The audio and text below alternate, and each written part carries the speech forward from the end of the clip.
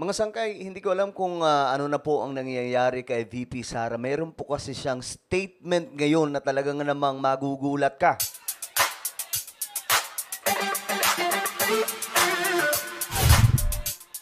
So hello, what's up guys? Kamusta po kayong lahat mula sa Luzon, Visayas, Mindanao, Sabah at maging sa ating mga kababayan?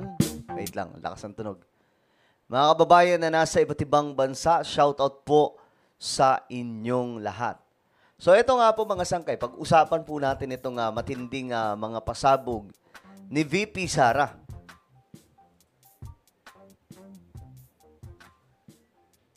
Okay. Napaisip lang kasi ako mga sangkay kung mayroon pong amnesia na si VP Sara. Ako mga sangkay, hindi pa ko yung totally katulad ng iba na 100% talagang binabakbakan, binabanat-banatan ang Vice Presidente. Ako sakto lang mga sangkay, chill lang. Minsan nagsasalita po tayo kapag binabanatan po niya si PBBM na wala na po sa lugar.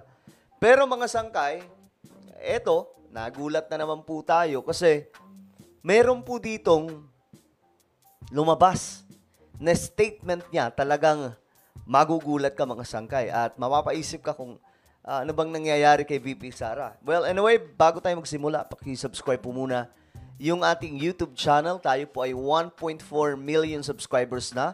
Road to 2 million subscribers. So sa mga hindi pa po dyan nakakapag-subscribe, i-click nyo lamang po yung subscribe button na makikita po sa baba ng video na to. I-click nyo po yung bell at i-click nyo po yung all. Sa mga nanonood naman po sa Facebook, i-follow nyo po yung ating Facebook page. Alright guys, eto. Dito mga sangkay, sabi ng nag-post, nakikipagtalo sa kanyang sarili. Nakikipagtalo daw po si VP Sara sa kanyang sarili. Nahuli na naman daw kasing nagsisinungaling. So ano kaya ito mga sangkay? Ito, panoorin po natin mabuti. I did not make an assassination threat to...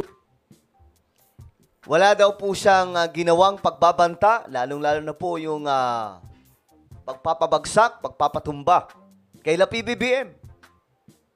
Ito po yung pinakabago niyang statement ngayon na pinag-uusapan na naman po mga sangkay. Ulitin natin. I did not make an assassination threat to the president. Sila lang nagsasabi niyan. Ako natawa ako nito mga sangkay nung panood ko to, sabi ko, wait. Ano ba nangyayari sa ating Vice Presidente? Bakit parang naliligaw na naman po siya mga sangkay sa kanyang sinasabi?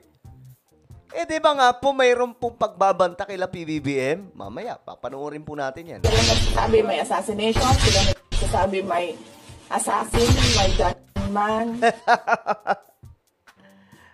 Sila lang daw po ang nagsasabi, mga sangkay. So, ang dating po dito, para pong ginagawa pong mangmang ang lahat po ng mga kababayan natin ng ating Vice Presidente. Recorded po yan, mga sangkay. May video po yan. Mamaya, papanoorin po natin ng sabay-sabay. Not say that. Hindi daw po niya sinabi, di ba? Ngayon, eto mga sangkay. Ito yung kanyang original na sinabi. Usap na ako na tao. Sinabi ko sa kanya, pag pinatay ako, patayin mo si BBM, si Lisa Araneta, at si Martin Romualdez. No Malinaw. Sabi pa niya, no joke. joke. No joke. No joke. Ako mga sangkay, wala naman ako problema kay VP Sara. Magbardago lang kayo dyan, wala akong pakialam. Pero yung lulukohin na yung taong bayan na mga statement na pambobola, aba, yun po ang mali. Mga sangkay, pakinggan nyo to, oh. Sabi niya, I did not make an assassination threat to the president.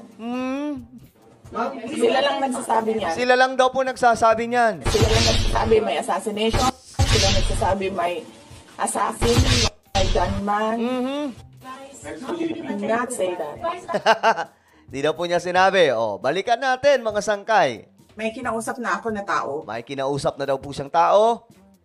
Sinabi ko sa kanya, Sinabi daw po niya sa kanya, kapag pinatay ako, patayin mo si BBM, BBM, si Lisa Lisa, Araneta, at si Martin Romualdez. No Martin Romualdez. joke. No joke.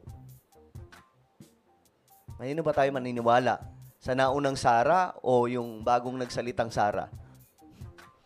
Nakakaano eh, no? Teka lang, bakit ganito yung mga statement ng Vice Presidente? No joke. No joke, oh. Nagbilin na ako, ma'am. Nagbilin na daw po siya. Pag namatay ako, sabi ko, huwag ka tumigil hanggang hindi mo mapatay sila. Di ba? Huwag kang tumigil. Hanggat hindi mapatumba. And then he said yes. So may kinausap siya. Ngayon, dinideny niya actually yan mga sangkay na hindi daw po yun assassin o kung ano man. Kasi wala naman po siyang nabanggit daw doon. Well, common sense, guys. Ano yun? Mangkukulam, kinausap ni VP Sara? Diba? Nakakaano lang eh, no? Nakakatawa na lang yung mga ganitong klaseng statement. Mga sangkay. Tayo mga Pinoy, sana huwag tayong tangatangahan, ha?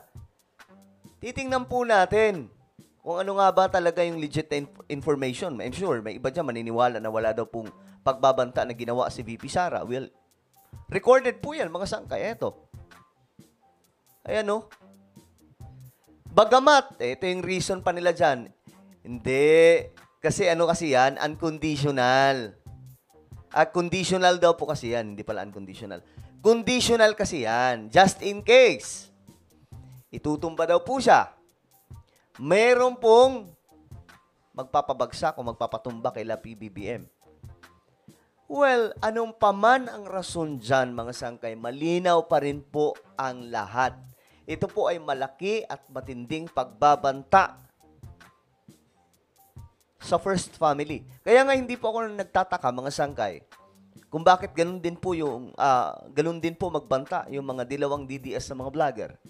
'Di ba? Ganun po sila magmura, ganun po sila kaaangas. Kasi ito po yung mga sinusundan nila. 'Di ba, mga sangkay? Malinaw naman po. Panoorin po natin. Huwag ka mag-alala, ma'am, sa security ko. Kasi may kinausap na ako na tao.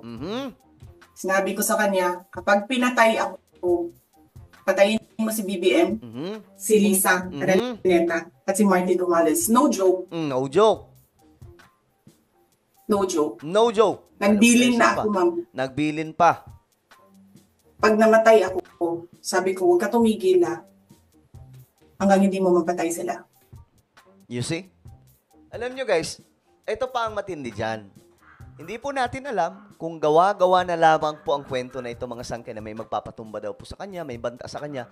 Dahil nga po tinulungan po siya ng NBI. Pinatawag nga po para alamin kung totoo nga ba, kung tutukuyin kung sino yung nagbabanta sa kanya. Hindi po siya lumapit. Sa madaling sabi, kwento-kwento lamang po.